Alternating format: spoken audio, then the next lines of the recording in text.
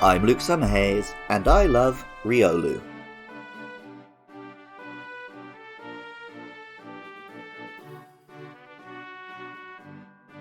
In New Age psychic and paranormal thinking, the aura is an energy field around human beings and other living things, which one can develop an ability to perceive, and through which we can determine hidden truths.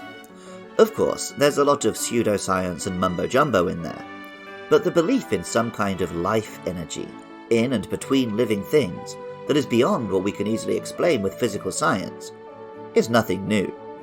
In ancient Chinese spiritual teachings, this energy is called qi.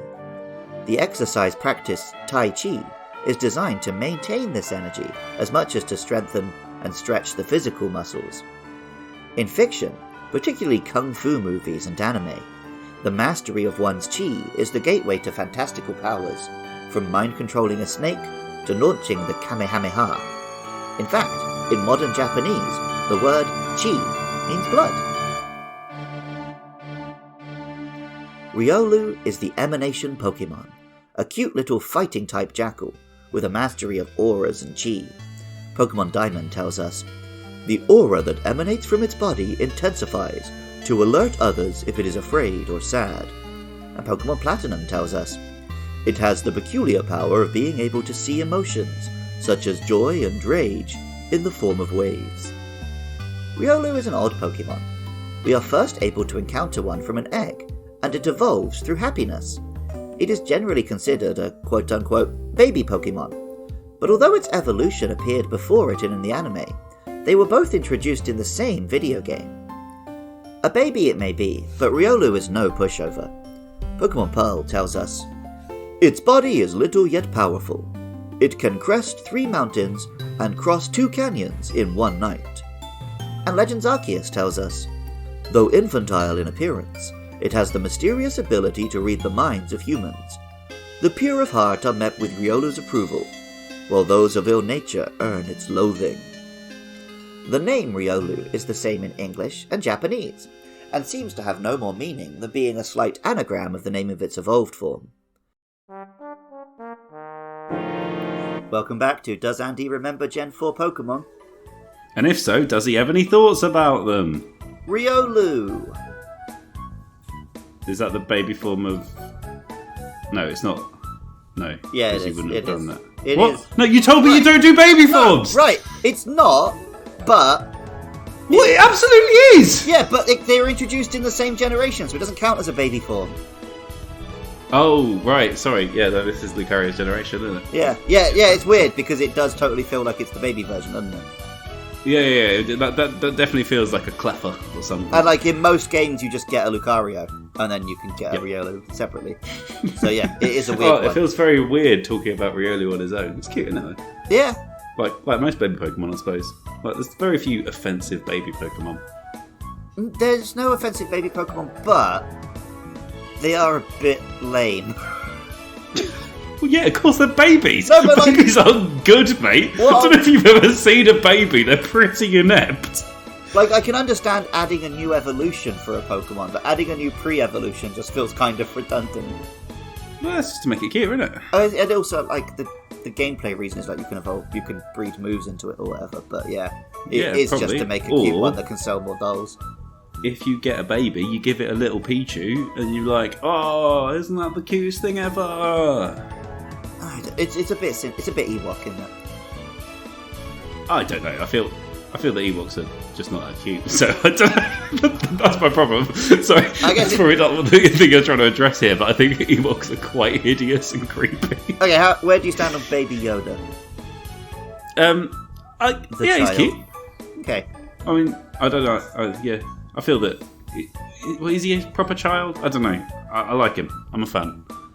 All right. I don't love the over, I guess I just don't like people who like him. Maybe that's the issue. Yeah. But I can see your issue, but I think as a character in The Mandalorian, he's an enjoyable enough addition.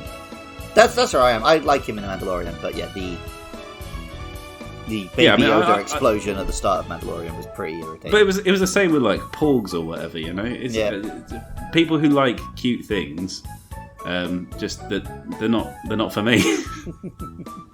Well, good lucky, because the people who like cute things ain't going to be dating you.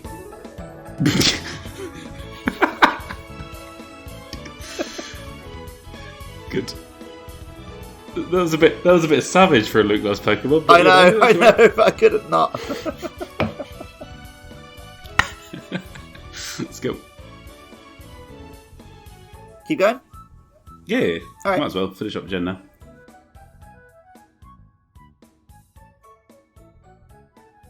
Like I said, despite technically having appeared in the same generation, Riolu doesn't feel much like the first stage.